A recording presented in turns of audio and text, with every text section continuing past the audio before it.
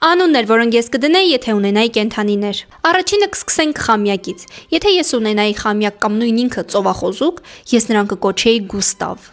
Մանավանդ եթե ինքը այս դեմքը ունենար, ինքը շատ նման է Գուստավին։ Ինչ եք կարծում, կամ Գուստավո, Գուստավի,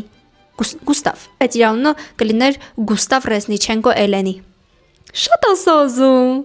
Չբռնամ խամյակ պահեմ։ Հաջորդ կենդանին, ինչպես տեսնում եք, ձին է, բայց ամենակարևորը, որ ոտքերի հատվածը սենց լինի, որպեսզի ես նրան կոչեմ Blue Jeans։ Ոյ շատ սիրուն անուն է, հատկապես ձիուկի համար, Blue Jeans։ Միայն իզբռնիկները կիմանան, թե այդ անունը որտեղից է գալիս,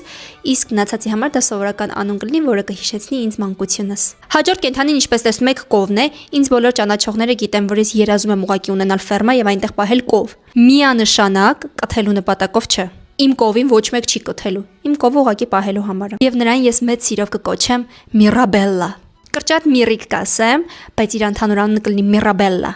Ասեք։ Իրականում կապ չունի, կովիկը կլինի հոլանդական թե սովորական։